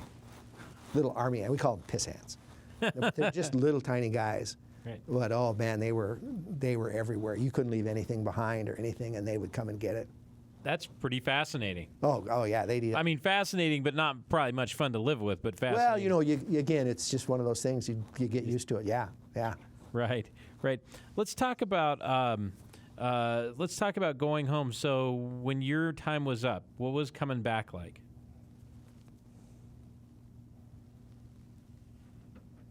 Well, I wasn't married, didn't have a girlfriend, so it was good. I was glad to get out. I was disappointed in how we were treated in Oakland. How were you treated? We were, well, not bad, but right. not good, for what we'd gone through. Right. We were supposed to get a steak fried dinner and all this other stuff. Well, I think I got there at 3 o'clock in the morning and nobody was around. And yeah, that steaks are over there, go cook it. I thought, oh, geez, I thought maybe I got a steak kind of served up. No way. But again, right. It was 3 o'clock in the morning. So processed out. Called my friend from the Peace Corps. He lived in San Jose. Came and got me. I went and bought some civilian clothes. And I don't remember what happened after that. Coming back home? No, right? My friends were, married, gone to jobs. They were out of college, and stuff. They'd been out a couple years now. And, God, I don't even remember. I think one of my best friends, Tom Barrow, who's passed away, his dad was a physician here, and his brother was a dentist. And he was an architect here. Had a welcoming home party for me. Some old friends that were here, but nothing. No, I've kind of rolled with all this stuff. Huh? What was? Do you think Vietnam changed you in any way? And if so, I what? don't think so. Okay. Did anybody think you had changed? No, I've always been. I don't know what. My father died when I was in elementary school. Okay. And I'm thinking that adversity, and I don't remember anything probably for a year and a half around that event, because I knew he was sick, and I was just a little boy, and my mother never got remarried, and so we just kind of hunkered down and kind of made do with what we had. Wasn't a horror story, poverty story, but we didn't have much. And so, that if anything, that probably set the stage for me to kind of accept most things, because that was pretty bad. Yeah, that's especially that age. Yeah. I look back on that, and I still get sad about that. But now it's like it's okay. That's life. And I look at all the other people that have a lot worse situations and stuff, and I think, okay, everybody's there's a lot of hurt in the world, and some people have a lot more than I ever had. But luckily, I had my share. It's not like I had none, but fortunately, either genetically or living in Billings, Montana, or however it was, the school system, my friends that I had at the time, I survived and kind of prospered. I don't want to say in a negative, from having my dad die, but I think that has helped me with all this stuff. Just kind of, kind of accept what and probably made you more malleable and more. I don't like to think I'm better than anybody, because I've got as much, emotional garbage and hang-ups as the average person. And so you'd think with all that stuff, and again, I wasn't any hero and it wasn't serious combat stuff, but I did have some people that are, that have suffered from it. When you see them at reunions and hear about, other guys not doing well, I think, well, it wasn't necessarily that, that right. we didn't have any, 6-10 hour battles where, 20 guys went in and, 6 came out, or God almighty, I don't know how they, well, I know that they make it after that, but some don't. Yeah. So I don't know. Probably not changed much. Yeah. A real healthy disregard for war. Okay. But no, it's acceptable. It's brutal. It's ugly. It's unbelievable bad. So anybody out there or anybody that's watching this, and I don't need to get into political current event stuff, but I tell you what, it's brutal and ugly and 10 times worse than you can ever imagine. Looking back on it, now that it's been, we started this series as 50 years from the commitment of combat troops, but the truth is we'd been there long before. In fact, I interviewed a veteran last week who helped build the airstrips at Da Nang in 1963, which you have to wonder, we were building airstrips in 1963. That's visionary. So we have things like that. Looking back on 50 years, how do you look back and see the Vietnam War now? I thought it was a civil war at the time because I was up on current events. Mm-hmm. And I'd watched listened to the Fulbright hearings up at Eastern, which was, the school up there, in 65, 66 or whatever, okay. And kind of knew about, that there was some question about us being in Vietnam and the Gulf of Tonkin resolution and everything, and Johnson and so on, the domino theory and all that. So I kind of thought it was a civil war. I didn't think China was coming our way, and that was going to be the first domino, and then it was going to go to, Southeast Asia and the rest of that part of the world, and we had to make the stand there. So, the people that run the country don't know anymore. And this is Timothy Leary, was a Harvard professor, mm-hmm. big LSD disciple in the 60s, right. and not because he was that, but because he said one thing that I've always remembered. I must have read it, something to the effect of, somebody's going to be making the decisions there, wherever there is. Mm-hmm. He said, why isn't it you? Yeah. Johnson, I think, made a mistake, a strategic mistake for our country, for whatever reason, as a recent president made a strategic mistake for whatever reason. And, you have to give them good motives. It's not like they're not trying to do what's right. But boy, you can make some huge friggin' mistakes when you're the boss. Yep. And I think that's probably what happened in Vietnam. Yeah. And again, all the soldiers out there that are looking at this or reading it, we could have won the war and so on and so forth, but firepower is half the battle. It's only half the battle. Yeah. So, you have to be sure where you're going. And what you're going to be doing. Yeah, exactly. And have an exit strategy, or what's going to happen after, after the battles are all over, what's going to happen. And so I think it was a mistake, but unfortunately, I don't think it was desired that way, and I would hope that, Johnson and his advisors, Dean Rusk and, McNamara and all those guys back then, truly thought that maybe China was coming that way and they were supporting the North Vietnamese, and oh my God, I don't know. Yeah. How has Vietnam, or I shouldn't say how has it, has Vietnam in your life since then, has it played any role in who you are or what you do, or even in relations? Is it is it something that is even referenced by you? Do you talk about it? Do you mentioned that you have some you've maintained some friendships, but what role does your experience play kind of in your current life? Not much. I think it's probably true with. I haven't listened to the other veterans. Have you asked that general question?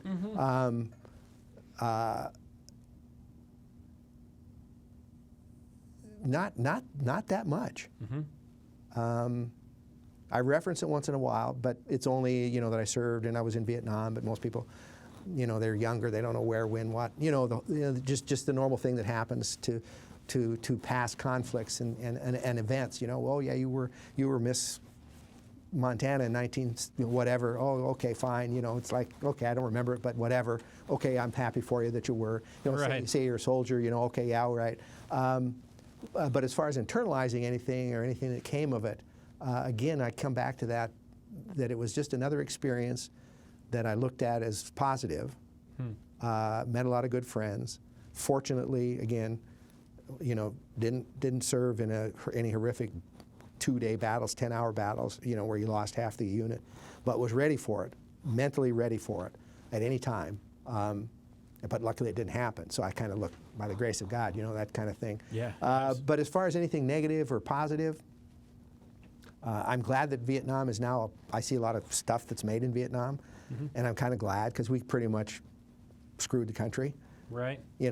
And bombing it and, the Agent Orange stuff and all the other stuff. And we're pretty rough on the population in general. Yeah. And so I'm glad they've come back, and I life goes on, I guess. Have you ever been back to Vietnam? I haven't. Do you have any desire? Well, yeah, nothing negative. I've talked to a couple of the guys in the unit, and it's kind of medium. You do see some in the VFW magazines, and you read articles where people have gone and stuff. And I guess it's a good catharsis, for maybe people that are still carrying a little bit of stuff, or if that's maybe only if that's, how do I say this?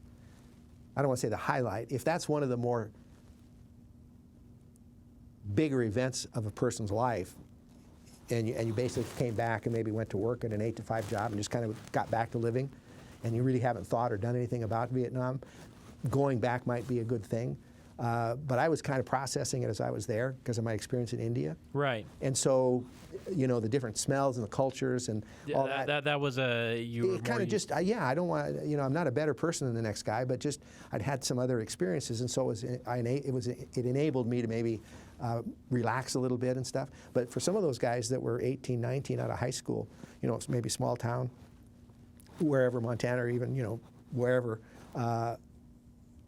and then haven't really done much else in a cultural or international sense, or things like that, it probably would be good to kind of revisit it. Yeah. And just to see that people laugh still, or, and they're okay with Americans, and just to kind of cleanse yourself of, yeah, that was some horse crap at the time, and I didn't enjoy it, and I was scared, and So. Yeah.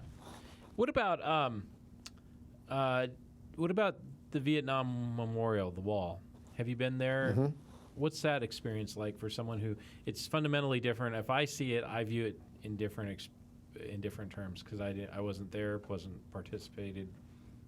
I actually was back there when Reagan dedicated it. Okay. I took back Coors Brewery, gave me $12,000, and they had 12 beer distributorships in Montana, Great Falls, Missouri, and each of the franchise owners of the franchise got to pick one veteran from each group, and we met here in Billings, and we all flew back, and it's impressive, and it makes me sad, just the war thing,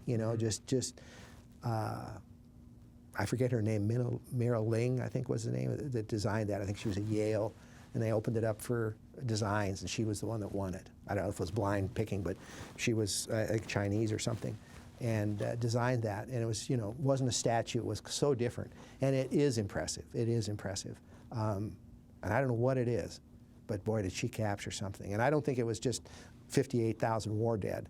It's that whole thing, and it is impressive. and it impressed me.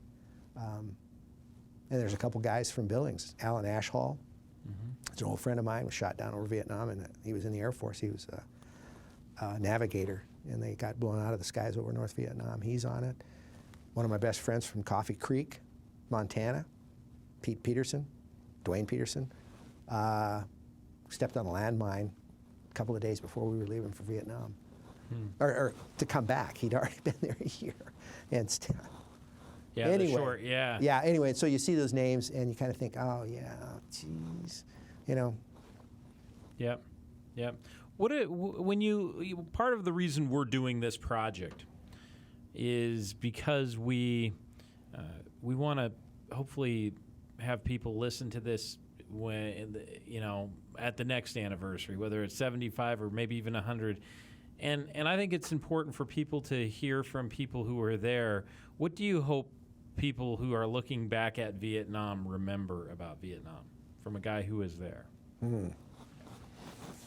Like somebody listening to this in 10 years? Or 10 years, wherever. You pick the I don't know that the number matters, but what do you hope they know from someone who was there and who lived it? I'm searching for something profound, but I'm not sure it'll come. No. Boy, you got to pay attention to your leaders so they don't get you into situations that you really shouldn't be in. I mean, that's the key. There are a lot of people. Again, I don't think it was. I don't want to make all my other Army friends or other soldiers unhappy, but I'm not sure we should have been there. I don't think we really accomplished anything. And so a lot of blood and a lot of money for I don't know what. And that's a story that's been told over and over and over throughout history. You know, not just modern history, but throughout history. What the hell are we doing? Well, if you're starving, or if you don't have any water, or if there's disease or whatever, famine, you can understand, I think, maybe going after somebody else's land or water or fighting over it. But in these situations where they were kind of wars of choice, a little bit, and that happened, and it repeated itself, unfortunately, I think, here recently. And again, I don't want to get into too political stuff, but we did something that we've never done as a country for 200 years. We did something similar to what we did in Vietnam. We kind of went to war for no real good reason, and did some things militarily. So you need to pay attention to what's going on, and if you don't, it could be your son or daughter, or it could even be worse sometime. We could get in a conflict that's inadvertently gotten into that could not turn out like we want, and where we don't get away unscathed, and which we have so far. Yeah. So pay attention. I guess, pay attention. You need to pay attention. Yeah. So we've covered a lot of ground. I want to know, one of the most important questions that I ask everybody too is what have I missed? You know your story better than I know it. What have I missed that needs to be preserved about your story, Sam? I think we've touched on all of it. Fortunately, I experienced combat firsthand, but not heavy combat. And that has given me a real inner strength, of just dealing with other people and knowing that I'm damn fortunate that nothing did happen to me. Mm-hmm. And so, no, you pretty much covered, I think, all the areas, and I've covered maybe not as eloquently as I would have liked, but pretty much it. We got through the leeches, we got through the getting mortared and bombarded, shot at, the wounded, the camaraderie. The soldiers, the infantry oh, by the way, one thing, this isn't necessarily more of a story from me, but just simply, soldiers will tend to forget, and I have to be really careful here how I word this.